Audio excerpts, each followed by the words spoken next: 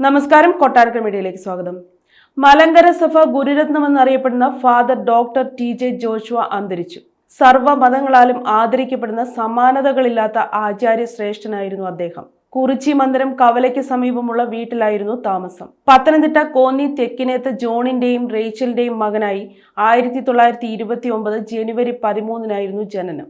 കോന്നിയിൽ പ്രാഥമിക വിദ്യാഭ്യാസത്തിന് ശേഷം കോട്ടയം CMS കോളേജിൽ ഇന്റർമീഡിയറ്റ് പഠനം, ആലുവ UC കോളേജിൽ നിന്ന് ഇക്കണോമിക്സിൽ BA, കൊൽക്കത്ത ബിഷപ്സ് കോളേജിൽ നിന്ന് BD, അമേരിക്കയിലെ യൂണിയൻ തിയോളജിക്കൽ സെമിനാരിയിൽ നിന്ന് STM ബിരുദം, ജെറുസലേമിലെ എക്യൂമിനിക്കൽ ഇൻസ്റ്റിറ്റ്യൂട്ടിൽ ഗവേഷണ പഠനവും നടത്തിയിട്ടുണ്ട്.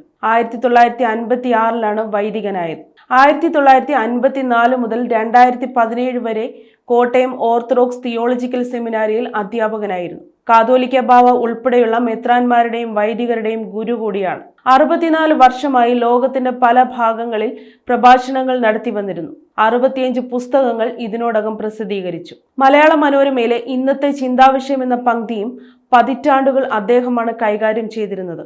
ആരോഗ്യവകുപ്പിൽ ഡയറക്ടറായിരുന്ന ഭാര്യ മറിയാമ്മ 2007 വാഹന അപകടത്തിൽ മരിച്ചു. മക്കൾ അമേരിക്കയിൽ പ്രൊഫസറായ doctor Roy, gynaecologist doctor Renu.